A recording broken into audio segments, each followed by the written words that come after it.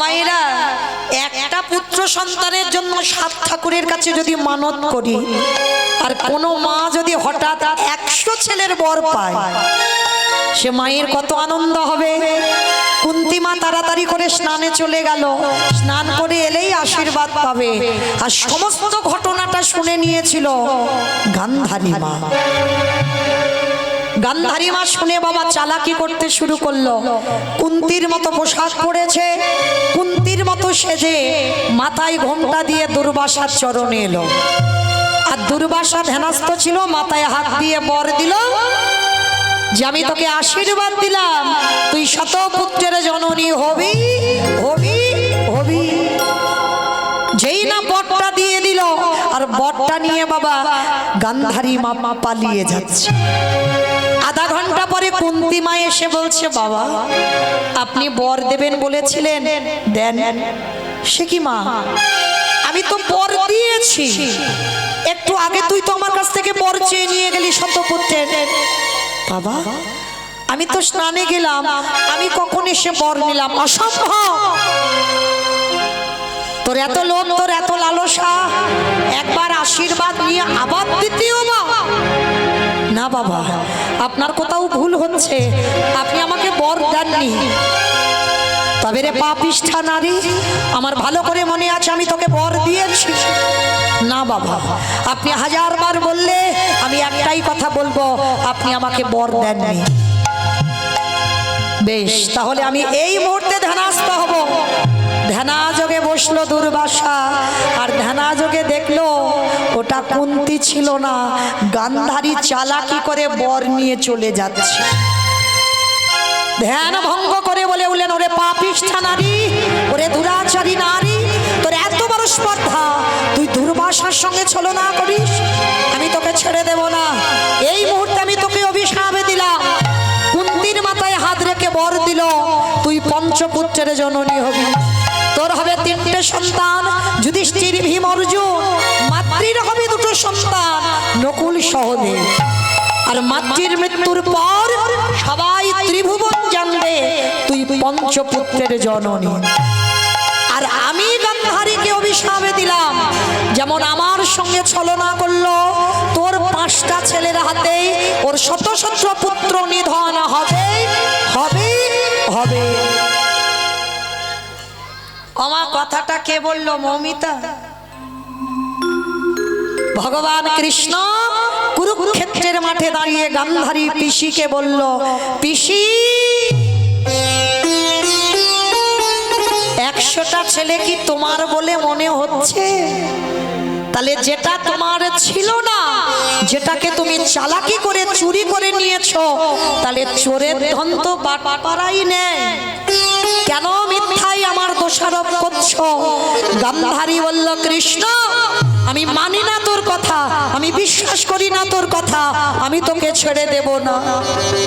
পিসি আবারও ভুল করছো তুমি, শুধু এই অপরাধ নয়, তোমার পাপের ভরা পরিপূর্ণ। মনে করে দেখো, 108 জনম আগে একটা মাকড়সার ডিমকে তুমি টিপে মেরেছিলে। আমার এই জায়গাটা একটু শুনে রাখো, ওই যে মাছ পিস পিস করে কেটে তেলে ভাজছো না, তাহলে কি হবে ভাবতে পারছো? গান্ধারী একটা মাকড়সার ডিমকে মেরেছিল, তার গতিটা কি হলো দেখো। 108 জনম আগে এই অন্ধ ধৃতরাষ্ট্র আর গান্ধারী এরা স্বামী স্ত্রী বিবাহ করে বাসর সজ্জায়, মানে ফুলসজ্জার রাত, শয়নে যাবে। আর হঠাৎ ব্রাহ্মণী দেখলো উপরে একটা মাকড়সা বেয়ে যাচ্ছে। সঙ্গে সঙ্গে ব্রাহ্মণী বলল, হে ব্রাহ্মণ, তুমি আর আমি পালঙ্কে যদি শয়নে যাই, সুখের নিদ্রায় যদি থাকি, ঘরে কেউ নেই, কিন্তু মাকড়সা যে দর্শন করবে, তাই মাকড়সাটাকে পেরে দাও। ব্রাহ্মণীর বায়না থামাতে ব্রাহ্মণ পেরে দিল মাকড়সা। আর যখনই মাকড়সাটাকে পেরে দিল, ওই মাকড়সার দেখবেন মা, অনেকে দেখেছেন বড় বড় মাকড়সা যখন বেয়ে যায় না দেওয়ালে, পেটের মধ্যে সাদা রঙের একটা থলি থাকে না, কি মা দেখেছো? ব্রাহ্মণী কি করেছিল? মাকড়সাটাকে ধরে ওই পেটে থেকে থলিটা টেনে ছিঁড়ে নিয়েছিল। আর ছিঁড়ে নিয়ে ওই থলিটাকে মাটিতে আছাড় দিল। আর যখনই আছাড় দিল ছোট্ট ছোট্ট ডিম বার হলো। আর ব্রাহ্মণীর আনন্দ হলো, যদি ডিমগুলোকে মারতে পারতাম। বাম পায়ের বৃদ্ধ আঙুল দিয়ে ওই ডিমগুলোকে একটা একটা করে টিপে টিপে মারছে। মাকড়সাকে মারিনি, ডিমগুলোকে মারছে। মাকড়সা দেওয়ালে বসে বসে কাঁদছিল, হে দয়াময়, তুমি আমার মনুষ্য কুলে জন্ম দাওনি, তুমি আমার দিয়েছ ক্ষুদ্র প্রাণ, কোন মুহূর্তে চলে যায়। কিন্তু আমি তো কোনো অন্যায় করিনি, কিসের জন্য ওই ব্রাহ্মণী আমাকে মা ডাক থেকে বঞ্চিত করে দিল? আমার সন্তানরা পৃথিবীর আলো বাতাস পেল না, কিসের জন্য? তবে আমি মাকড়সা বলে ছেড়ে দেব না। ওই ব্রাহ্মণীকে আমি অভিশাপ দিয়ে রাখলাম, আজ যেমন আমি পুত্র শোক আমি ভোগ করব, আমার সন্তানদের মৃত্যু দর্শন করছি, আমার ছেলেগুলো ছটফট করে মরে যাচ্ছে। আমি ওই ব্রাহ্মণীকে অভিশাপ দিলাম, ওকেও আমার মতো একদিন এইভাবে পুত্র হারাতে হবে হবে হবে। একটা মাকড়সা অভিশাপ দিল 108 জন্ম আগে। ভেবে দেখেন মা, আমরা মনে মনে করি এ জন্মে অপরাধ করলাম, হয়তো সামনের জন্মে হবে বা তারপরের জন্মে হবে, বলে না। যদি তোমার পূর্ণের ভরা পূর্ণ থাকে, কিন্তু কর্মভোগ করতে হবে বাবা, কোনো না কোনো জন্মে। এ জন্মে হয়তো তুমি অনেক পূর্ণ সঞ্চয় করেছো, যার জন্য তুমি কষ্ট পাবে না। যে অন্যায় করবে সেই অপরাধ তোমাকে ভোগ করতে হবে হবে হবে। সেটা বাবা 110 বছর পরে হোক, 110 জন্ম পরে হোক, বা কোনো না কোনো জন্মে তোমাকে পাপের শাস্তি পেতেই হবে। তো আজকে যেটা গান্ধারী পাচ্ছে 108 জন্ম আগে যে পাপ করলো, আজকের কৃষ্ণ বলছে, পিসি তুমি কাঁদলেও আমার করার কিছু নাই, কারণ এই পৃথিবীতে কেউ আমার আপন নয়, কেউ আমার পরও নয়। কর্মফল সবাইকে ভোগ করতে হবে। ত্রেতা যুগে রঘুপতি রামচন্দ্রকে সরুজ নদীর জলে প্রাণ ত্যাগ করতে হলো। ভগবান কৃষ্ণচন্দ্রকে জরা ব্যাধির তীরে, ভাগবত বলছে 125 বছর বয়সে জরা ব্যাধির তীরে দেহ ত্যাগ করতে হলো। চৈতন্য মহাপ্রভুকে 48 বছর বয়সে বাবা দেহ সংবরণ করতে হলো। কি গো মায়েরা, ভগবান নিজে নিজেকে ছেড়ে দেয়নি, আর আপনারা আমরা কি ছেড়ে দেবে মনে করেছো? না জানি ভগবান আমাদের বিচার কি করে রাখবে। আজকে গান্ধারী রেগে গিয়ে বলল, কৃষ্ণ আজ যেমন আমার কুরু বংশ ধ্বংস হলো, আমি তোকে অভিশাপ দিলাম। ওরে কৃষ্ণ রে,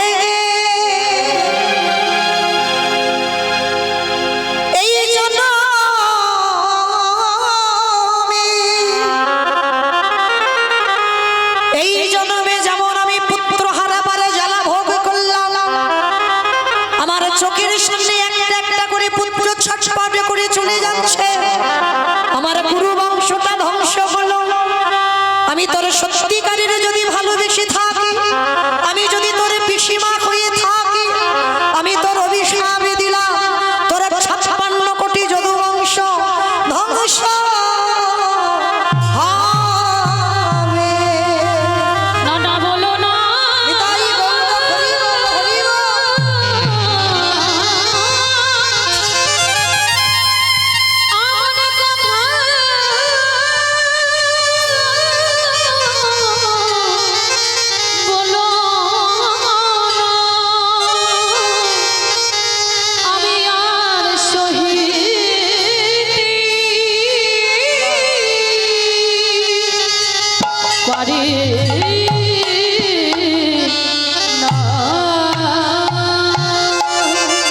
কৃষ্ণ তোর 56 কোটি যদু বংশ ধ্বংস হবে। ও মায়েরা, এই পৃথিবীতে ভালো করে লক্ষ্য করে দেখেন, যত ঝামেলা যত চাপ আমার সব ভগবানের উপরে, তাই নয়? গোটা পৃথিবীর মানুষের দুঃখ জ্বালা যন্ত্রণা ব্যথা সবই তো আমার ভগবানের চরণে অর্পণ করে। ভগবান কিন্তু জানতো কুরুক্ষেত্রের মাঠে আমাকে ধর্মরাজ্য প্রতিষ্ঠা করতে গেলে আমাকে বাবা নিজ সন্তান বলিদান দিতে হবে। তাতেও আমার ভগবান পিছপা হয়নি, মাথা পেতে নিয়েছিল যে না জানি আমাকে কতজন অভিশাপ দেবে।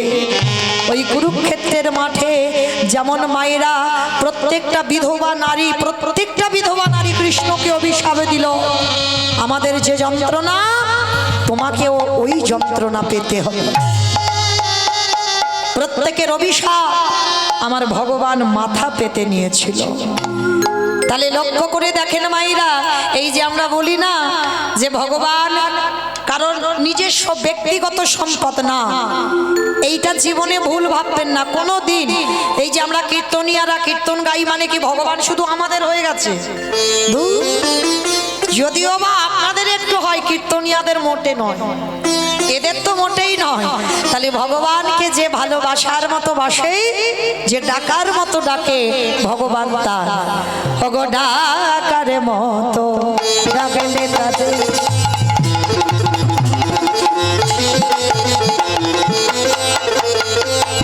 আমার ভগবান থাকিতে পারে।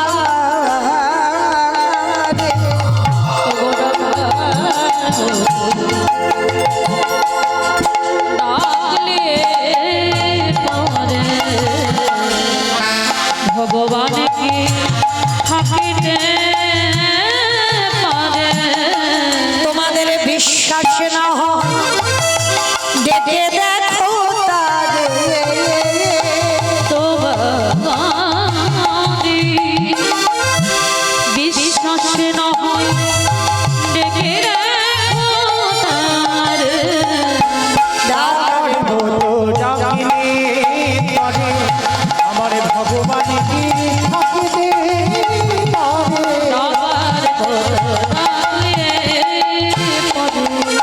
আসতে তাহলে ডাকার মতো ডাকলে ভগবান থাকতে পারেন না। তাই সেই চৈতন্য মহাপ্রভু নবদ্বীপের মাটিতে দাঁড়িয়ে এই কলির জীবকে উদ্ধার করবে বলেই আজকের আমার ভগবান কি করছে জানো? রসে তনু ঢন ঢন গভুর কিশোর বদ।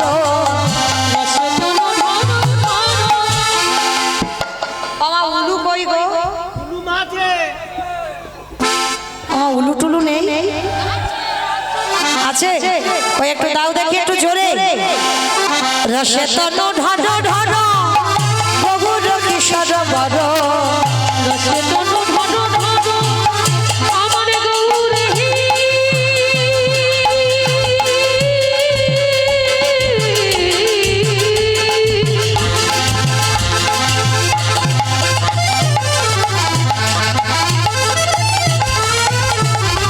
আমার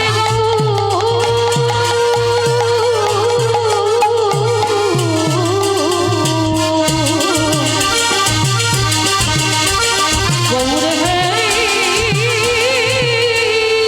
নিতাই গৌর হরি বল হরি বল। আরে রসে তনু ঢন ঢন গভুর কিশোর বদ। হে নামে শ্রীকৃষ্ণ চৈতন্য। কৃষ্ণ চৈতন্য। হে নামে শ্রীকৃষ্ণ চৈতন্য। শ্রীকৃষ্ণ চৈতন্য। এই শ্রাবণী গুরু কথা কহিতে অন্তরে ব্যথা। এসবনি গুরু কথা কহিলে তারে ব্যথা। ভক্ত বিনা নাহি জানে অনন্য। কবিরা নাহি জানে অন্য। নিতাই গৌর হরি বল। বিনা নাহি জানি অন্য। কবিরা নাহি জানে অন্য। আসতে তাহলে নবদ্বীপের মাটিতে আমার চৈতন্য মহাপ্রভু ভক্তদের নিয়ে বাবা সুরধ্বনি গঙ্গার তীরে ধুলায় গড়াগড়ি যাচ্ছে। ও মায়েরা, যেটা আমরা পারি না সেটা বৃন্দাবনের ব্রজঙ্গনাগণ করেছিল। আর এইখানে একটা কথা মনে রাখতে হবে, যদিও বা বেশিরভাগ আমরা নারী জাতি, কিন্তু যে কজন পুরুষ আছেন আপনারা যেন মনে করবেন না যে আপনারা পুরুষ। এইটা মনে রাখবেন, পুরুষ আপনারা নন, পুরুষ একজন আমার অনাদিরাদি গোবিন্দ।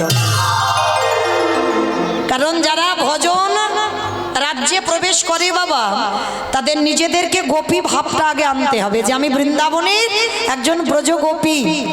আর এই ভাব যদি তোমার মনের মধ্যে না আসে, তোমার কীর্তন শোনা বেকার, কীর্তন গাওয়া বিফল, সবটাই নষ্ট। তুমি যদি ভগবানের আন্নিকেও বসো, যদি আসনে বসো না, তোমাকে মনে করতে হবে আমি বৃন্দাবনের একজন ব্রজগোপী।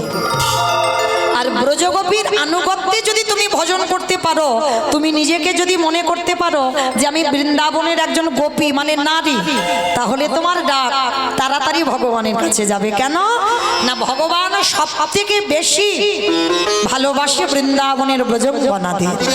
কেন? যাদের ভালোবাসায় কোনো স্বার্থ ছিল না। বৃন্দাবনের ব্রজগোপীরা বলেনি কোনোদিন কৃষ্ণ ছেলের পরীক্ষার রেজাল্ট যেন ভালো হয়। বৃন্দাবনের ব্রজগোপীরা বলেনি কোনোদিন যে যেন আমার ছেলের একটা চাকরি হয়। তাদের একটাই সুখ ছিল, কৃষ্ণের সুখে সুখ। কারণ তার প্রমাণ আছে না, সেই যখন গোবিন্দের মাথার ব্যথা হলো, শিরোপীড়া, মানে এত মাথার যন্ত্রণা না, পৃথিবীর যত ওষুধপত্র ওঝা বৈদ্য কবিরাজ কেউ ভালো করতে পারেনি। ভগবান চালাকি করে নারদকে বলেছিল, নারদ ভালো তখন হবে যদি তুমি ব্রজগোপীদের পদধূলা এনে দিতে পারো। নারদ বলেছিল অসম্ভব, ঠাকুর কেউ দেবে না পাত ধুলা তোমার মাথায়। বলে দেখো না নারদ, যদি না দেয় তো আমি যন্ত্রণায় মরে যাব, কিন্তু যদি কোথাও পাও। ত্রিভুবন ঘুরছে নারদ, কেউ দিচ্ছে না পাত ধুলা। ভালো করে দেখেন যে নারদ এত বড় ভক্ত, নারদ কি পেরেছিল তার পাত ধুলাটা নিয়ে ভগবানের মাথায় লাগিয়ে দিতে? পারেনি। কেন? ভয়, ভয় লেগেছিল যদি আমার পাত ধুলা ভগবানের মাথায় লাগে তাহলে পাপ হবে, এই যে একটা ব্যাপার। ওই জন্য বলছে বাবা, ভগবানকে ভালোবাসতে গেলে নিঃসংকোচে ভালোবাসতে হবে। নিজের মনে কোনো দ্বিধা বা সংকোচ রাখলে হবে না। বাবা এটা আমার পাপ হলো না তো, এইটা আমার এটা হলো না তো, এইটা রাখলে হবে না। নিঃসংকোচে গোবিন্দ সেবা করতে হবে, মনের মধ্যে দ্বিধাবোধ থাকলে হবে না। আজকে নারদ যখন পেলই না, বৃন্দাবনে যমুনার ঘাটে বসে বসে কাঁদছে, ভগবানের মাথার যন্ত্রণা হতে হতে ভগবান যদি মরে যায় তখন কি হবে? তখন বৃন্দাবনের ব্রজঙ্গনাগণ কলসি নিয়ে বাবা, তাদের উস্কো খুস্কো চেহারা এসে দাঁড়িয়েছে যমুনার ঘাটে, নারদকে দেখেছে। ও নারদ, কি ব্যাপার এখানে বিষণ্ণ বদন? হে ব্রজগোপীগণ, খুব কষ্টে আছি গো। কষ্টে আছো? আচ্ছা তোমার কষ্টের কথা আগে ছাড়ো, আমাদের প্রভু কেমন আছে? ভালো নেই গো, মোটে ভালো নেই। বলে কেন, কি হয়েছে? সে তো দ্বারকায় ভালো থাকার কথা, রাত সুখে থাকবে, কেউ জ্বালাতন করবে না, তাহলে ভালো নেই কেন? বলে বড্ড মাথার ব্যথা হচ্ছে, যন্ত্রণা হচ্ছে। বলে ওষুধ দাওনি? বলে পাইনি তো, দেও ওষুধ পাওনি কেন? ওঝা বৈদ্য কবিরাজ বলে সব এসেছে, সব ফেল হয়ে গেছে, কিচ্ছু কাজ হচ্ছে না। বলে একটা ওষুধ দিতে হবে। কি ওষুধ নারদ? বলে বলল ভক্তের পদধূলা। যেই না বলেছে না, ওই ব্রজঙ্গনাগণ ওই নারদের কাছে হাত জোড়ো করে বললেন, নারদ এতদিন আসনি কেন? ভক্তের পাদ ধুলা দিলে যদি ভালো হয়ে যায়, আমাদের কাছে আসনি কেন? দাও, কিসে করে নিয়ে যাবে দাও, আমরা দিচ্ছি। নারদ মুনি শোনা মাত্র চমকে উঠেছে। ভয় লাগছে না? তোমাদের পাদ ধুলা দেবে আর ভগবানের মাথায় যদি ওটা লাগিয়ে দিই, তোমাদের ভয় লাগছে না? বলে ভয়ের কি আছে? তুমি জানো না নারদ, আমাদের পার ধুলা দিলে আমরা সবাই জানি আমাদের নরকে যেতে হবে। কিন্তু শোনো নারদ, নরকে যাব ভালো, কিন্তু তুমি কি জানো আমার কৃষ্ণ বড় সুখে থাকবে। তাই গৌর প্রেমানন্দী হরি বল।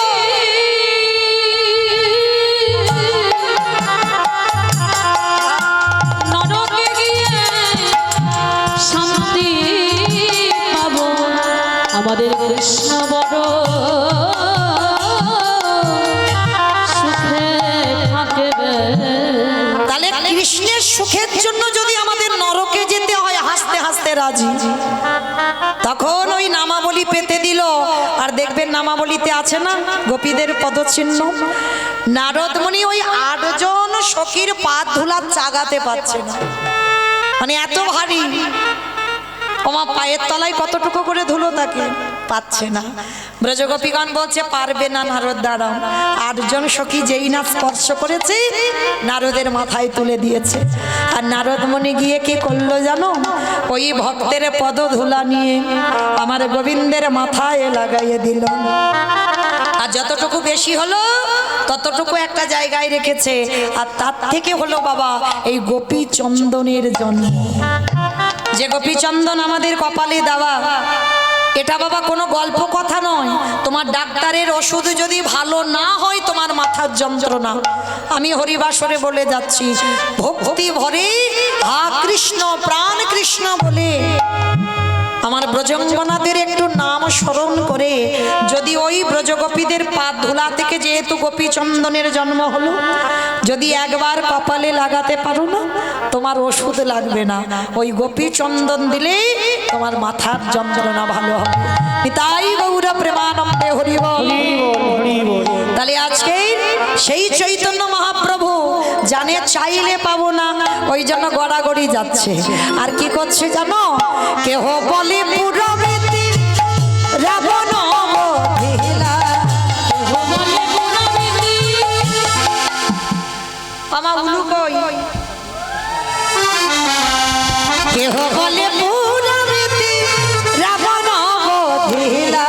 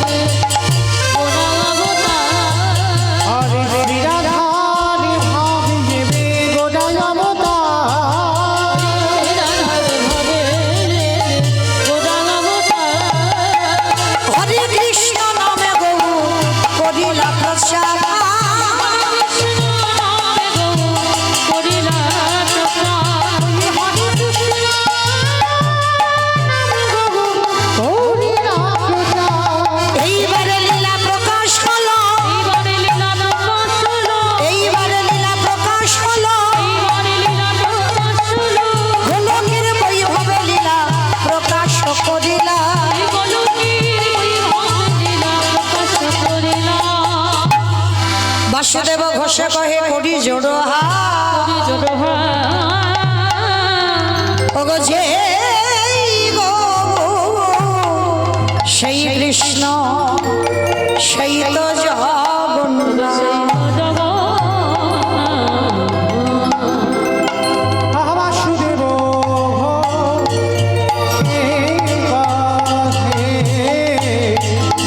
এইবারে প্রকাশ হলো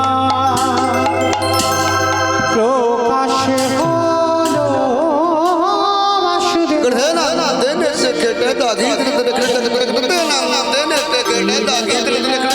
जाऊं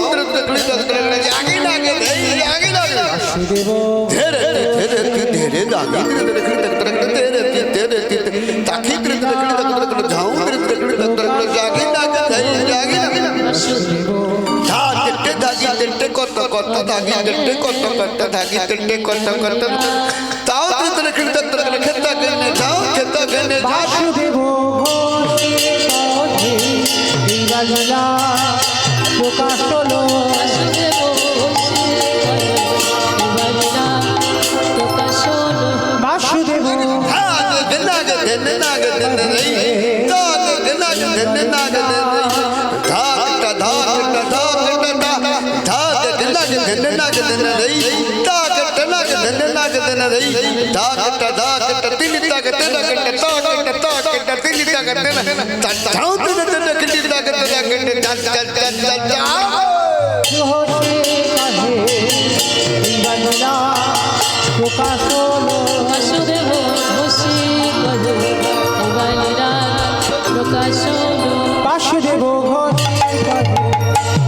লীলা প্রকাশ হলো বাসুদেব ঘোষে তাই গৌর প্রেমানন্দে হরি বল হরি বল হরি বল।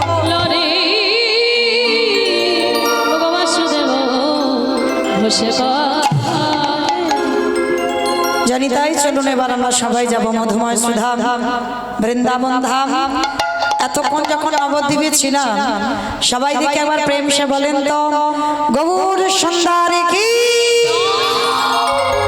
নবদ্বীপে ধাম কি সচির নন্দন কি বিষ্ণু প্রিয়া কি নিতাই চাঁদ কি ভক্তবৃন্দ কি হরিবাসর ধাম কি সাধু গুরু বৈষ্ণব কি আপন আপন গুরুচরণ কি কমিটি বৈষ্ণব কি হরিনাম যজ্ঞ কি মহাপ্রসাদ কি আজকের আনন্দ কি নিতাই গৌর প্রেমানন্দে। চলেন এবার আমরা সবাই যাব মধুময় সুধা বৃন্দাবন ধাম। আর বৃন্দাবনে যেতে গিয়ে আমরা একটা ভজন গাইতে গাইতে যাব, কেমন কি মায়ের একটা ভজন হবে তো? ভজন হবে? কই দেখি একটু প্রেম সে উলুধ্বনি দেন। বৃন্দাবন ধামিয়া পারে জপি যা রাধে রাধে ও রাধে अलवेली सरकार जपि जा राधे राधे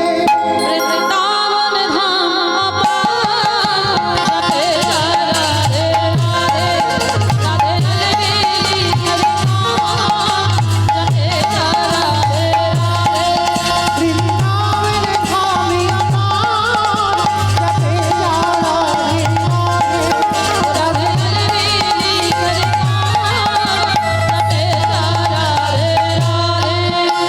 जपि जा राधे राधे भज जा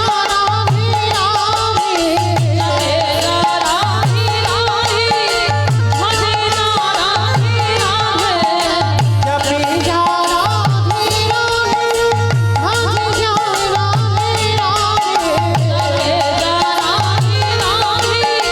भज जा राधे राधे राधे अलवेली सरकार जपि जा राधे राधे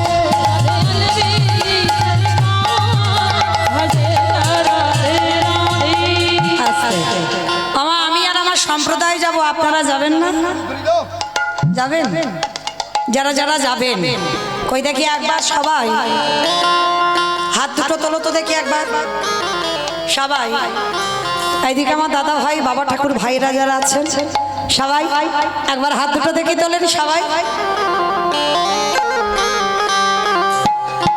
ওই রাস্তায় যারা ওই হাত আসেনি সবাই একসময় তুমি আমার সব ধসে যাচ্ছে কেন?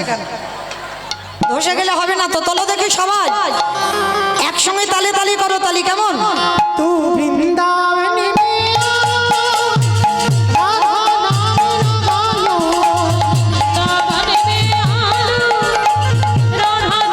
लगायो तू वृंदावन में राधा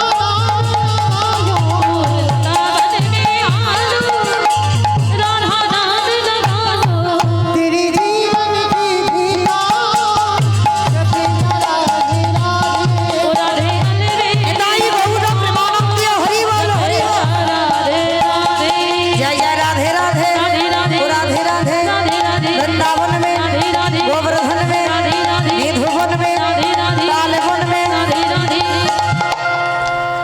বলছো সব কিরকম করে বলছো, আওয়াজ হচ্ছে, একটু জোরে জোরে বলো। রাধে রাধে राधे राधे वृंदावन में गोवर्धन में निधुवन में ताले वन में तामल वन में ऊंचा गांव में दर्शना में राधा कुंड में श्याम कुंड में हरिद्वार में झट बोलो हिच बोलो ताले वन में तामल वन में बाके बिहारी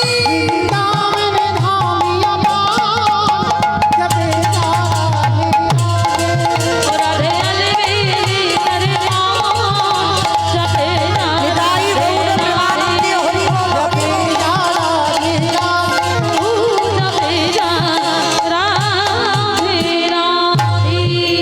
प्रेम से बोलो राधा रानी की। জয়টা ঠিক হলো না। এই জায়গাটার নাম কি? আড্ডিরাবাদ, তাই তো? আচ্ছা, তোমাদের এই আড্ডিরাবাদে শাশুড়ি বৌমাতে ঝগড়া টগড়া হয় না? হয় না? দাদা ভাইরা বলছে হয় না। হয়? বেশ, মায়েরা বলছে হয়। আচ্ছা ঠিক আছে, এখানে নয়, আপনাদের এই সোনারপুর এলাকায় একটু কম হয়, আমার ডায়মন্ড হারবার এলাকায় বেশি হয়। কেমন? তো কিন্তু হয়, হয়, কেউ বলতে পারবে না যে হয় না, কম বেশি হয়। আচ্ছা, ওই শাশুড়ি বৌমাতে ঝগড়া হলে যে গলাটা বার হয়, সেই গলাটা একটু বের করো তো দেখি, একটু জোরে বলো। কেমন? বলো রাধা রানী কি। তার মানে হয়। वृंदावनेश्वरी की, जमुना मैया की, नंदो गांवों की, ऊंचा गांवों की, वर्षानमों की, भक्त वृंदों की, हरिवासर धाम की, साधु गुरु वैष्णव की, अपन अपन गुरु चरण की, निताई गौर प्रेमानंदे। जय राधे। এবার আপনাদের কাছে আমার একটা বিনীত নিবেদন, আমার এসে শোনা আমার অনেক দিদি ভাইরা, মায়েরা, বোনেরা মাধুকরী করে ভিক্ষা করে এই হরি নাম যজ্ঞের আয়োজন করেছেন। তো তাদের উদ্দেশ্যে আপনাদের কাছে আমার নিবেদন, তারা আপনাদের কাছে যাবেন আজকে কারার মতো, শেষ তো আবার 1 বছর পর। আর এই 1 বছরের মধ্যে মা কে থাকবো আর কে যাব, এই গ্যারান্টিটা তো আমরা কেউ দিতে পারি না। তাহলে এবছর এই যে দামোদর ব্রতর মাস আমাদের শেষ সংক্রান্তি, তো সেহেতু আপনাদের কাছে আমার দিদি ভাইরা বা মায়েরা যাবেন, যার যেমন সামর্থ্য, যার যেমন ক্ষমতা আছে, আপনারা ওদের আঁচলে একটু দান করবেন। আপনাদের ওই দান একদিন যেন পরপারের দান হয়ে দাঁড়ায়। কারণ এখানে জমা দিলে মা নমিনও লাগে না, ব্যাংকে জমালে নমিনও লাগে, কিন্তু এখানে নমিনও লাগে না। তোমার ভগবান শেষের দিনে নমিনও হয়ে দাঁড়ায়। তো আমি আশা করব এতজন ভক্ত যারা দাঁড়িয়ে আছেন, বসে আছেন, সবার কাছে আমার প্রার্থনা, আমার দিদি ভাইরা যাবেন, প্রত্যেকের কাছে ভিখারির মতো আঁচল পেতে যার যেমন ক্ষমতা আছে। তবে মা চেষ্টা করো ওই যেন ঝনঝন আওয়াজটা না হয়, এইটা একটু দেখে দেবে। কেমন? একটু বেশি বেশি ব্যবস্থা করো, কারণ ঝনঝন আওয়াজ হলে এখানে আওয়াজ আসবে, কীর্তনে ব্যাঘাত হবে। তো এই জন্য একটু বড় বড় ব্যবস্থা করবে। কেমন? তো প্রত্যেকের কাছে যাবেন, বাবা কেউ গন্ডগোল করবেন না বা চেঁচামেচি করবেন না, সবার কাছে যাবেন। যে তাড়াতাড়ি করে দিতে হবে এরকম নয়, সবার কাছে যাবেন।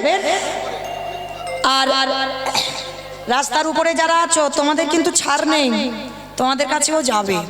তো যাই হোক, তো আমার দিদি ভাইরা যাচ্ছেন, হরি বল।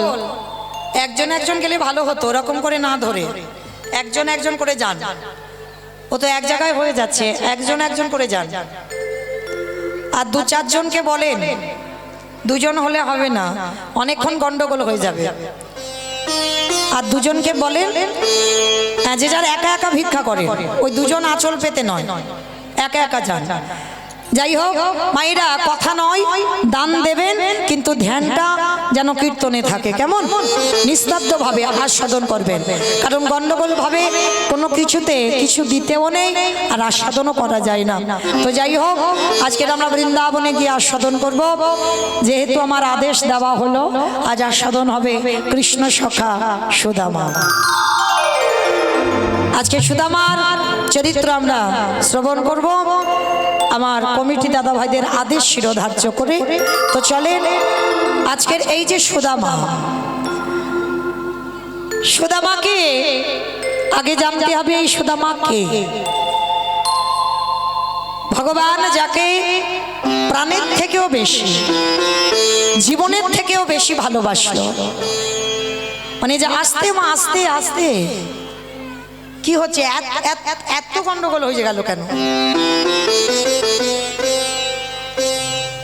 ভিক্ষা করছেন, করেন, গন্ডগোল করে নয়। এই সুদামা যে আমার কৃষ্ণের প্রাণ, কৃষ্ণের জীবন, মানে সুদামার অঙ্গের আঘাত আমার কৃষ্ণের অঙ্গে লাগে। তাহলে কত বড় বন্ধু! কিন্তু এই বন্ধুটাকে কি তার পরিচয়, যার জন্য ভগবানের এত ত্যাগ, আজকে আমরা জানবো। এই সুদামা ছিল মা ত্রেতা যুগে ভরত ভাই। এই ত্রেতা যুগে ভরত ভাই, একটা কথা মনে রাখবে বাবা, সবাই আমরা বেশিরভাগ ভক্তরা জানি আমার রামকে বেশি লক্ষণ ভালোবাসে। কেন না, রাম 14 বছর বনবাসী হলো, তার সঙ্গে সঙ্গে লক্ষণও 14 বছর বনবাসে গেল। তাহলে এরকম ভাই জগতে বড় দুর্লভ। তাহলে রামকে সব থেকে লক্ষণ বেশি ভালোবাসে, কিন্তু মা লক্ষণ বেশি ভালোবাসে না, লক্ষণের থেকে হাজারো গুণে বেশি আমার ভরত ভাই ভালোবাসে। এই ভরত ভাইয়ের প্রেমটা কেমন জানো? ভরতের ভালোবাসাটা কেমন? এখানে বাবা যদি কেউ ভাইয়ে ভাইয়ে লড়াই চলে, ভাইয়ে ভাইয়ে বিচ্ছেদ হয়, ভাইয়ে ভাইয়ে এতটুকু জায়গা জমি নিয়ে যদি লাঠালাঠি হয়, আমার এই কথাটা শ্রবণ করার পর আমার বিশ্বাস অবশ্যই তার চেতনা ফিরবে। ভাই যদি হতে হয়, এরকম ভাই হয়, তবে জড় জগতে বাবা হঠাৎই হয় না এরকম ভাই। এখন তো জড় জগতে বাবা একটুখানি জায়গার জন্য লাঠালাঠি হয়, খুনোখুনি হয়, মারামারি হয়। শুধু খুনোখুনি মারামারি নয়, একেবারে থানা পুলিশও হয়, মামলা পর্যন্ত চলে ভাই ভাই। শুধু মামলা চলে না বাবা, পাঁচিল তুলে দেওয়া হয়, আর এক ভাই আর এক ভাইয়ের মুখ দেখতে চায় না। কিন্তু এদের ভাই বলে না, এদের কোনোদিন ভাই বলে না। ভাই তো তাদেরকে বলবে। এই ভরতের চরিত্র সার শ্রবণ করে এই ভরত ভাই, যে কিনা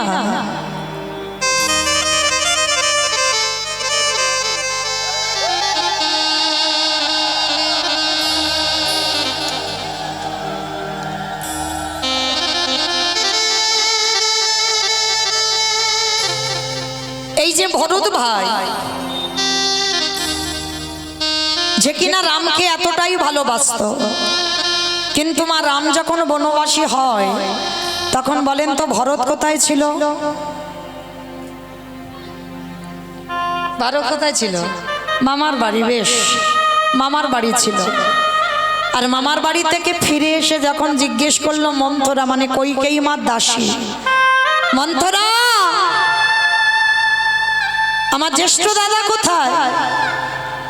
মন্থরা এক বাক্যে বলেছিল, সে পিতৃসত্য পালনার্থে কইকেয়ী মার কথা রাখতে বনবাস। যখনই বলল কইকেয়ী মার কথা রাখতে বনবাস, ভরতের মাথায় যেন বিনা মেঘে বজ্রাঘাত পড়ল। পাগলের মতো ভরত ছুটে গেল বনবাস। রামচন্দ্র যেখানে দাঁড়িয়ে আছে বাবা, রামচন্দ্রকে দেখে ষষ্ঠাঙ্গে দণ্ডবত প্রণাম। রামচন্দ্র দেখে বলেছিল, ভাই তুই কি বাড়িতে খবর পাসনি? 14 বছর না হলে তো আমি অযোধ্যায় ফিরব না, তাই তুই চলে যা। কেন এসেছিস? আর তুই বললে তো আমি যেতে পারবো না অযোধ্যায়। কথাটা শোনার পরে ভরত বলছে, দাদা, যে মার কথা রাখতে বনবাসী হয়, যে বাবার কথা রাখতে বনবাসী হয়, সে কি কোনোদিন একটা ভাইয়ের কথা শুনে অযোধ্যায়?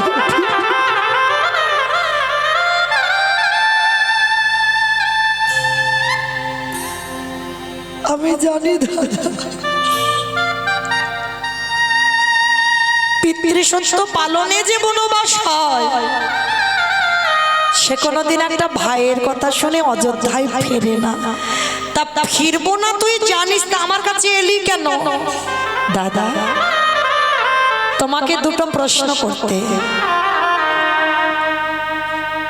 আমার মা যে বাবার কাছে দুটো বর চেয়েছিল, ওই দুটো বরের মধ্যে কোন বরটা আগে চেয়েছিল?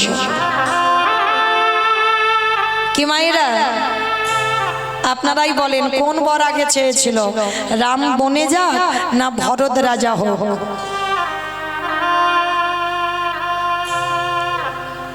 ভরত বনে যাক না রাম রাজা হোক, কোনটা? হরি বল। রামচন্দ্র বনবাসী হবে আর ভরত নাকি রাজা হবে, এই দুটোর মধ্যে কোনটা আগে চেয়েছিল?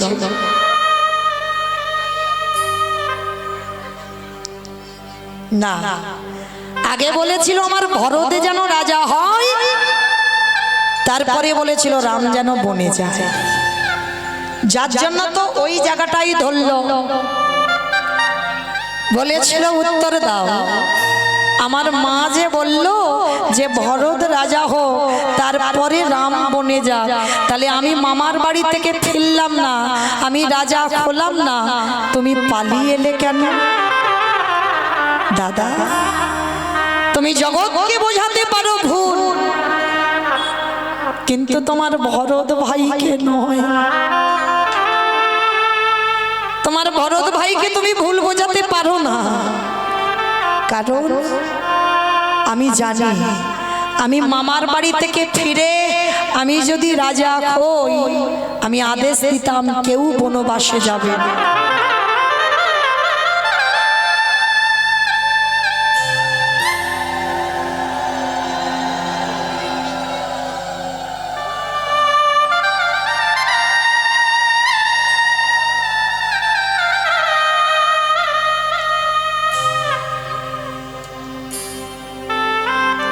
নিতাই গৌর কৃষ্ণ প্রেমানন্দে হরি বল হরি বল হরি বল হরি বল।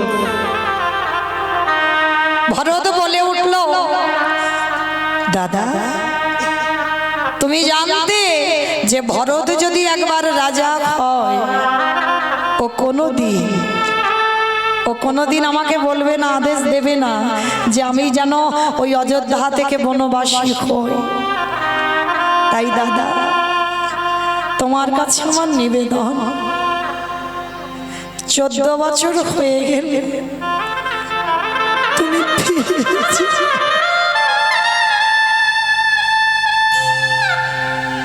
14 বছর হয়ে গেলে তুমি ফিরে যেও। আর 14 বছর পরে যদি এক বেলা বয়ে যায়, গিয়ে দেখবে তোমার ভরতের মরা দেহটা পড়ে আছে।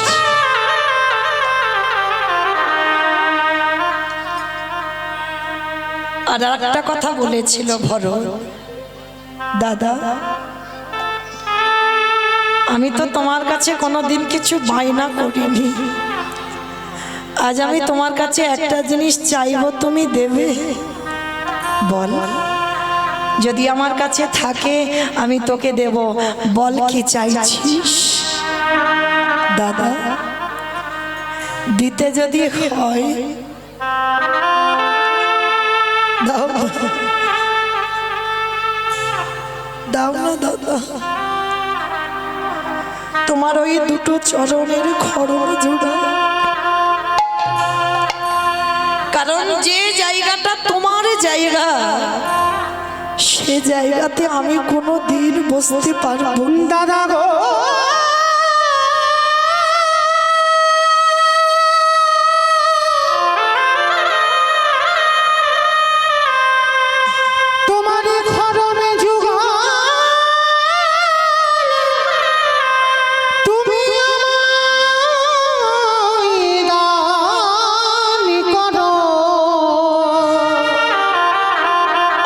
কোনোদিন কিছু চাই আমি আর তো কিছু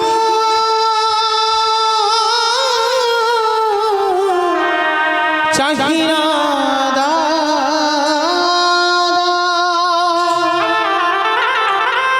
সিংহাসনে তোমার খড়ম রেখে আর আমি ধুলার পরে বসে তোমার ওই খড়ম যুগল আমি সেবা করব। সেদিন আমার রামচন্দ্র কেঁদে বলল, ভাই রে, আজ আমি তোরে দাদা, তুই আমার ভাই হলি বটে। কিন্তু রামচন্দ্র বলছে, আমি তো আমার মার জন্য বনবাস নয়, বাবার জন্য বনবাস নয়, বনবাস আমি আমার কাজের জন্য হয়েছি। কিন্তু তুই প্রতিবাদ করতে পারলি না, কথা দিলাম আমি 14টা বছর আমার খড়ম যে তুই সেবা করবি, এর পরের জন্মে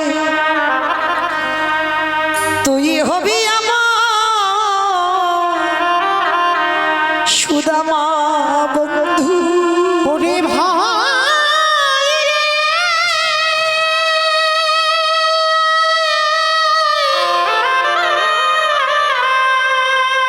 ওরে প্রতিজ্ঞা করে গেলাম, ওরে পর জনমে তুই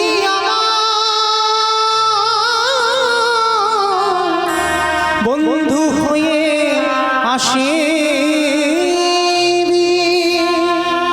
পরের জন্মে তুই হবি আমার বন্ধু সুদামা। সেদিন আমি ব্রজেন্দ্র নন্দন কৃষ্ণ হব, সেদিন আর ভাই ভাই নয়, যেদিন তুই সুদামা হবি, যেদিন আমি কৃষ্ণ হব, যেদিনে দ্বারকায় তুই যাবি আমার কাছে। আমি কথা দিলাম, এই যে 14 বছর আমি রামচন্দ্র আমার খড়ম তুই সেবা করলি, আমি তোর কাছে ঋণী হয়ে গেলাম। যেদিন সুদামা হয়ে দ্বারকায় যাবি, কথা দিলাম আমি নিজের হাতে তোর চরণ যুগল ধোবাবো। শুধু ধোবাবো না, তোর চরণ যুগলের চরণ ধোবাবো করা যাও। আমি তোর বন্ধু কৃষ্ণ হয়ে পান করিব। ওরে ভাই তাই গৌর প্রেমানন্দে হইল। যেদিন বন্ধু হয়ে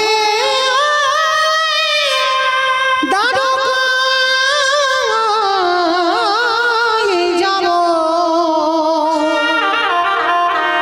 সেদিন সকলের ঋণী আমি পরিশোধ করি। কথা দিলাম সেদিন আমি তোর ঋণ শোধ করে দেব। সেই ভরত ভাই আজকে দাপরেতে কৃষ্ণ অবতারে সুদামা বন্ধু হয়েছে। তো আজকের বন্ধুরা সবাই গেছে মা গোষ্ঠে গোচরণ করবে, খেলা খেলবে। কি খেলা হবে না? বিনোদ খেলা। মা বিনোদ খেলার কথা অর্থ হচ্ছে নূতন। ভগবান আজকের একটা নতুন খেলা খেলবে। কি খেলা না? কাঁধে চড়া আর কাঁধে করা। কে কাঁধে চড়বে আর কে কাঁধে করবে? বন্ধুরা সবাই বলছে, কানাই তুই রোজ চোর হোস, তুই চোর হবে। আমার গোবিন্দ বলছে, না, রোজ রোজ আমি চোর হই, কিন্তু আজকে চোর হব না। আজকে তোদের মধ্যে একজন কেউ চোর হ না বন্ধু। ভগবান চোর হবে না। সবাই বলছে কেউ চোর হবে না, তাহলে কি হবে? বলে শোন, একটা কথা আছে। কি কথা না? শোন, যতজন বন্ধু আছি ততগুলো পাতা আনবো, আর তার ভিতরে একটা পাতা ছিদ্র করে দেব, আর ওই ছেঁড়া পাতাটা যার ভাগ্যে পড়বে সেই হবে আজকের খেলায় চোর। বলে এটা ঠিক কথা বলেছিস, সেটা মন্দ বলিসনি। তবে শোন, সবার চোখ বেঁধে দেব, আর সবার পাতা একসঙ্গে যখন নেওয়া হবে তারপরে চোখ খোলা হবে। বলে তাই হবে। সমস্ত বন্ধুদের চোখ বেঁধে দিল। এইবার একে একে বন্ধুরা পাতা নিল। সমস্ত বন্ধুরা যখন পাতা নিল না, এইবার সবাই কৃষ্ণকে বলছে জায়গা নাই, এবার তোর চোখটা বেঁধে দি। কৃষ্ণের চোখ শক্ত করে বেঁধে দিল, আর শক্ত করে বেঁধে দিয়ে এইবার কৃষ্ণ পাতাটা তুলছে। সবার তো নেওয়া হয়ে গেছে, কৃষ্ণ শেষে পাতাটা। সবার পাতা যখন নেওয়া হয়ে গেল, নে এবার সবাই চোখ খোল। এবার সবাই চোখ খুললো, আর চোখ খুলে বাবা দেখে না, সবাই একটা একটা করে পাতা দেখছে। সবার ভাগ্যে ভালো পাতা। আর যে বলেছিল আজকের খেলায় চোর হবে না, তার ভাগ্যেই ছেঁড়া পাতা পড়েছে। আর যেই না দেখেছে কানাইয়ের ভাগ্যে ছেঁড়া পাতা, সবাই বলে উঠলেন কানাই চোর, কানাই চোর, কানাই চোর, কানাই চুপ কর, চুপ কর। কানাই চোর, কানাই চোর, কানাই চোর বলে লাফাচ্ছে। আরে আমি যে চুরি করি, আমি কি চুরি করে একা খাই? আমি তো তোদেরকে দিয়ে খাই, তাহলে কিসের জন্য বলছিস আমাকে চোর? বৃন্দাবনে সবাই আমায় বলে আমি নদী ছুড়া, সবাই বলে আমায় ক্ষীর ছুড়া, সবাই বলে আমায় মাখব চোরা। আমি কোনোদিন প্রতিবাদ করি না। বৃন্দাবনে তোদেরকে কেউ চোর বলে না, সবাই আমায় চোর বলে। কিন্তু আমি চুরি করি শুধুমাত্র তোদের খাবার জন্য। কারণ আমার মা তো নবলক্ষ ধেনু দহন করে ক্ষীর ননি রাখে, আমার তো কিছু অসুবিধা নেই খাবার, শুধু তোদের জন্য চুরি করি। আর আজকের একটু খেলায় চোর হয়েছি বলে চোর চোর বলে চেঁচাচ্ছে। ঠিক আছে, আমার কাঁধে চড়বি তো? আয়, কি আমার কাঁধে উঠবি? আগে আয়। এই জায়গাটা ভালো করে বুঝবেন বাবা। আমার ভগবান তো বলেছিল আজকের খেলায় চোর হবে না। তাহলে ভগবানের ইচ্ছাতে যদি জগৎ চলে, তিনি যদি ইচ্ছাময় হয়,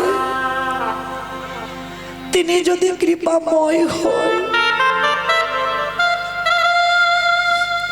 বিশ্ব ব্রহ্মাণ্ড যদি যার ইঙ্গিতে চলে, সেই ভগবান কি পারলে পারত না যে আজকের খেলায় আমি চোর হব না? ওই ছেঁড়া পাতাটা কারোর ভাগে দিয়ে দিতে পারতো না বাবা? খুব পারতো। তাহলে দিল না কেন? ভগবান আজকে এক কাজে দুটো কাজ করে নেবে। কিরকম? খেলা খেলা হবে, আর ওর ভিতরে আর একটা কাজ হবে। কি কাজ জানো? ভক্তরে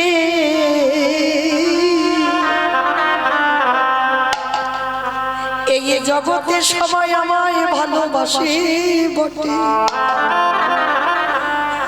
সবাই আমার চরণ ধুলা নাই বটে,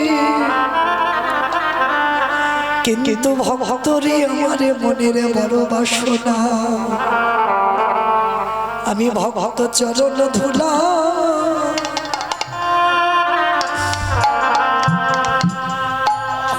চরণ ধুলায় অঙ্গে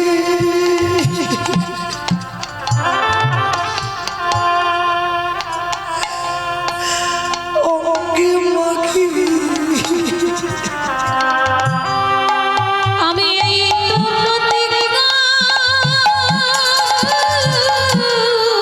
নিতাই গৌর হরি বল, হরি বল, হরি বল। আমি এই প্রতিজ্ঞা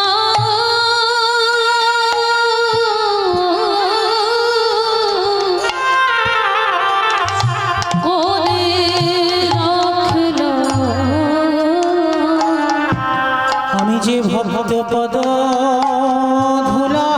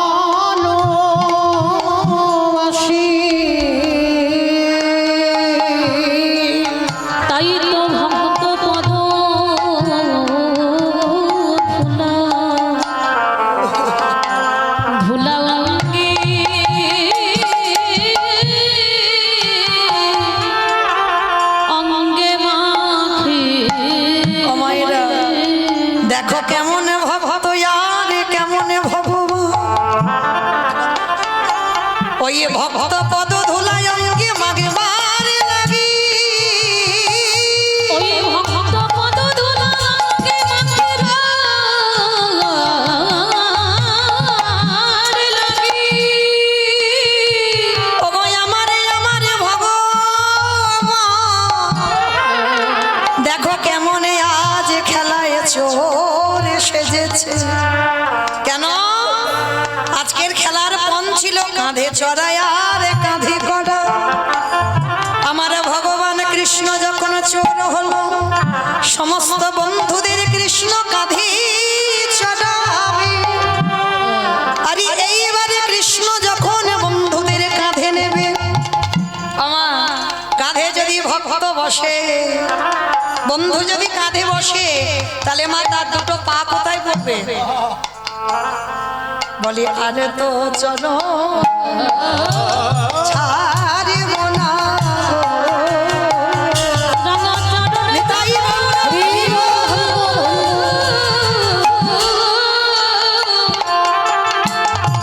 ওই রাঙা চরণ যখন এই তরিদের ওরেছে আমি আর তো চরণে ছাড়ব না গো আজ ভক্ত কাঁদে আর ভগবান কাঁদে ভগবান যেই না বন্ধুদের চরণ যুগল হৃদয় ধারণ করিল চরণে যুগলে হৃদয়ে ধারণ করল। আমার ভগবানের চোখের জল একটা একটা করে বন্ধুদের পায়ে পড়ছে বন্ধুরা বাৎসল্য প্রেম হরিবল বন্ধুরা সখ্য প্রেমে বলল বন্ধুরে এই কানাই তোর কষ্ট হচ্ছে না আর কষ্ট হচ্ছে বলে বলতে পারছিস না তুই আমাদের চরণ দুটো ধরে কাঁদছিস এরা তো বাবা সোজা সরল ছেলে গোয়ালা জাতি বলছে কৃষ্ণের কষ্ট হচ্ছে বলে খেলায় কাঁদছে ভগবান মনে মনে বলে বন্ধুরে আমি কষ্টের জন্য কাঁদি নাই তাহলে কেন কাঁদিলাম জানিস আমারে বহুদিনের আশা আজ যে খেলার মাঝে পুরাণ হয়ে গেল মাঝে পুরাণ হয়ে গেল আমি অনেক দিন ধরে মনে মনে ভাবিলাম একদিন আমি ভক্ত চরণ হৃদয়ে ধরে কাঁদেব তাই সেই আশায় আজ আমার পূরণ হলো তাই তো বন্ধুরে তোদের চরণ ধরে আমি কেঁদে আমি যে ওই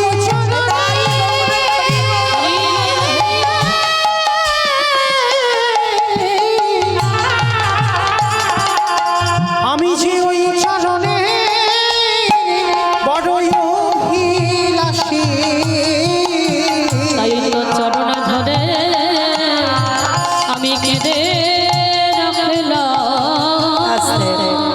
সবাই কাঁধে চড়ছে কিন্তু বাবা একজন বন্ধু কাঁধে চড়বে না কে না সুদামা ভগবান জোর করে বলছে "এই, কেন কাঁধে চড়বি না বলে কানাই রে তুই তো হলি আমার জ্যেষ্ঠ দাদা রামচন্দ্র দূর ওটা তো সেই ত্রেতা যুগে ছিল এটা দাপ আমি তোর দাদা নয় তুই আমার ভাইও নয় আমরা দুইজনে হব বন্ধু বন্ধু আসন বন্ধু বন্ধু সম্পর্ক এমন একটা সম্পর্ক বাবা এখানে ছোট বড় বিচার হয় না মানে তুমি যদি আমার থেকে বয়সে অনেক বড় হও সম্পর্ক যদি তোমার সঙ্গে আমার বন্ধুত্ব থাকে তাহলে আমি ছোট হয়ে তোমাকে মারতে পারি আমি বকতে পারি কেন সম্পর্কের দিকে খেয়াল রাখতে হবে আমাদের সম্পর্ক বন্ধু তা শোন ও আমরা যত ছোট বড় হই না কেন আমরা তো বন্ধু আয় তুই আমার কাঁধে আয় তো দেখি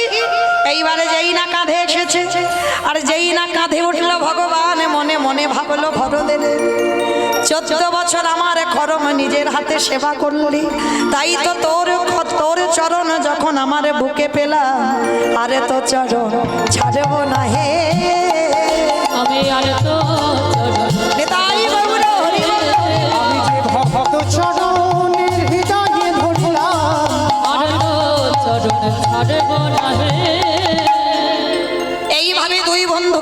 শেষ করে সন্ধ্যাবেলায় যে যার ঘরে ফিরল। ওমা, কিছুদিন পরে কৃষ্ণ বলরাম পাঠশালায় ভর্তি হয়েছে অবন্তীনগরে সন্দীপনী মনির আশ্রমে। আর এদিকে কৃষ্ণ যখনই পাঠশালায় গেছে, এদিকে সুদামা বায়না ধরেছে, ওমা মা, ওমা আমিও পাঠশালায় যাব না। বাবা, তুই আমার একমাত্র ছেলে, তুই যদি চলে যাস আমি কাকে নিয়ে বাঁচবো বল? ও মা, তুমি কেন বুঝতে পারছো না? আমি পড়াশোনা না করে যদি বড় না হই, সমাজ আমাকে ভালো চোখে দেখবে না, আমাকে পড়াশোনা করতে হবে। ঠিক আছে বাবা, আর শোন, যাবি যা, আর যাবার সময় একটা নাম বলতে বলতে যাবি। কি নাম? জয় গুরু। আমাইরা গুরুচরণ আশ্রয় হয়েছে তো? যাদের যাদের হয়েছে একবার হাত দুটো তোলো। একটা কথা শুধু মনে রাখবেন, কৃষ্ণ রুষ্ট হলে গুরু রাখিতে পারে, আর গুরু রুষ্ট হলে কৃষ্ণ রাখিতে না। তাহলে গুরুর জায়গাটা কত উপরে, ভগবানের থেকে উপরে। তাহলে চলো দেখি সবাই একবার গুরুচরণ স্মরণ করবো সবাই। জয় গুরু, জয় গুরু, জয় গুরু জয়, তুমি গুরু মাতা পিতা, তুমি সর্বমা। গুরু জয় গুরু, জয় গুরু জয়, তুমি গুরু মাতা পিতা, তুমি সর্বমা। যেই নাম সেই কৃষ্ণ ভজ নিষ্ঠা করে, নামের সহিতে আছে আপনি স্নেহ। জয় গুরু, জয় গুরু, জয় গুরু জয়, তুমি গুরু মাতা পিতা, তুমি সর্বমা। জয় গুরু, জয় গুরু, জয় গুরু জয়, তুমি গুরু মাতা পিতা, তুমি সর্বময়। সত্যতে নারায়ণ দাপরেতে শ্রীকৃষ্ণ কলিতে ভগবান। জয় গুরু, জয় গুরু, জয় গুরু জয়, তুমি গুরু মাতা পিতা, তুমি সর্বমা। তুমি গুরু মাতা পিতা, তুমি সর্বময়। গুরুদেবের নাম করতে করতে একেবারে সন্দীপনী মনির চরণে আছাড় খেয়ে পড়লেন। আর যেই না আছাড় খেয়ে বললেন, সন্দীপনী মনি বললেন, আরে পা ছাড়, পা ছাড়, পা ছাড়। কে তুই? থাকিস কোথায়? নাম কি? বাড়ি কোথায়? বাবা মা কে? অনেক প্রশ্ন। সুদামা করজোর করে বললেন, গুরুদেব আমি সুদামা। আমার দূরে ভগবান দাঁড়িয়ে দাঁড়িয়ে মুচকি মুচকি হাসছে। দেখলে, আমি এলাম বলে ও আমায় ছেড়ে থাকতে পারলো না। কৃষ্ণ এসে ডাকছে, গুরুদেব ও আমার বন্ধু সুদামা, ও খুব ভালো ছেলে গুরুদেব, ও ব্রাহ্মণ ঘরের ছেলে, ওকে তুমি তোমার চরণে আশ্রয় দাও। তবে শোনো কৃষ্ণ, তোমার কথার মতো ওকে আমি আশ্রয় দিলাম, কিন্তু যদি কোনোদিনও অন্যায় করে, ও ভুল কাজ করে, সেদিন আমি কিন্তু ওকে গলা ধাক্কা দিয়ে আমার এখান থেকে বের করে দেব। গুরুদেব, ও কোনোদিন অন্যায় করতেই পারে না, তুমি জানো না ওর স্বভাব কেমন। আর এই গুরুমা ছিল মা মহামায়া, আর গুরুমার একটা 5 বছরের ছেলে ছিল যার নাম মধুমঙ্গল। 5 বছর আগে ছেলেটা জলে ডুবে মরে গেছে, আর সেই দিন থেকে গুরুমা ওই মধুমঙ্গলকে খুঁজে বেড়ায়। আর সুদামা আর মধুমঙ্গল মানে একেবারে একই রকম দেখতে। আর যেই না সুদামাকে দেখেছে, মহামায়া দেবী বলে উঠলেন, এই তো, এই তো, এই তো আমার ছেলে, এই তো আমার মধুমঙ্গল। মা, আমি তোমার মধুমঙ্গল নই, আমি তো সুদামা। না, তুই সুদামা নস, তুই আমার মধুমঙ্গল। আজকে থেকে তুই আমার কাছে থাকবি, আমার ছেলে হয়ে। হরি বল। ভগবান ওদিকে দাঁড়িয়ে দাঁড়িয়ে হাসছে আর বলছে, গুরুমা, যখন তোমার কেউ ছিল না তখন ছিলাম আমি, আর এখন তোমার সব হলো। পরেরটা সবাই জানেন। ভগবানের অভিমান হলো, গুরুমা সুদামাকে পেয়ে তুমি কৃষ্ণ ঠেলে দিচ্ছ। আর এই পৃথিবীতে যারা যারা কৃষ্ণকে ঠেলে দেয়, তাদের তো তৈরি হয়ে থাকতে হবে শাস্তির জন্য। গুরুমা, সুদামাকে ভালোবাসো, তাতে আমার আপত্তি নেই, কিন্তু তুমি যে আমাকে এত দূরে ঠেলে দেবে এটাই আমার আপত্তি। অভিমান করে বসলো আমার ভগবান। আর ভগবান যদি কারোর উপরে অভিমান করে মা, সেটা যে কি পরিণতি হয়ে দাঁড়ায় কল্পনাও করতে পারবে না। কিছুদিন পর আমার গুরুমা বলছে, কৃষ্ণ রান্নাঘরে একটুও কাঠ নেই বাবা, জানা বাবা, দুটো কাঠ এনে দে না বাবা। বেশ, আমি যাচ্ছি গুরুমা। আর এদিকে সুদামা বাইনা ধরেছে, ও মা আমিও যাব। কোথায় যাবি তুই? ওই তো কৃষ্ণ কাঠ কুড়াতে যাচ্ছে, আমিও যাব। না না বাবা না, আকাশ মেঘাচ্ছন্ন, টিপ টিপ করে বৃষ্টি পড়ছে, কখন বলতে কখন ঝড় বৃষ্টি নামবে, আমি তোকে কোথাও পাঠাবো না। ও মা, কৃষ্ণ তো আছে কাছে, কিচ্ছু হবে না, আমি যাব।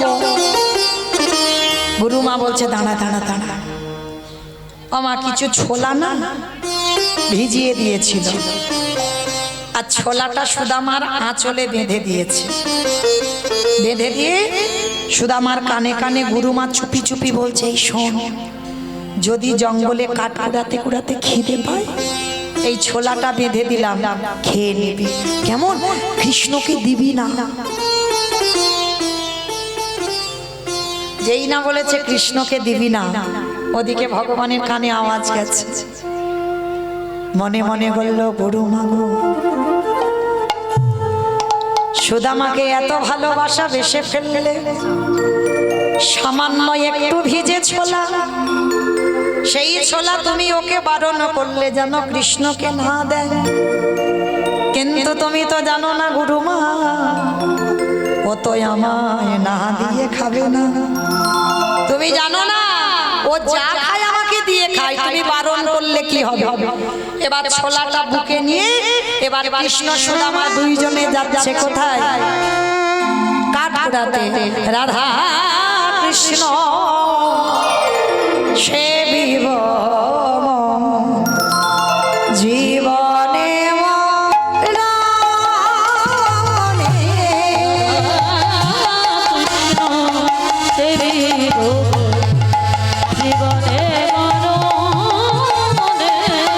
রাধা কৃষ্ণ সেবিব জীবনে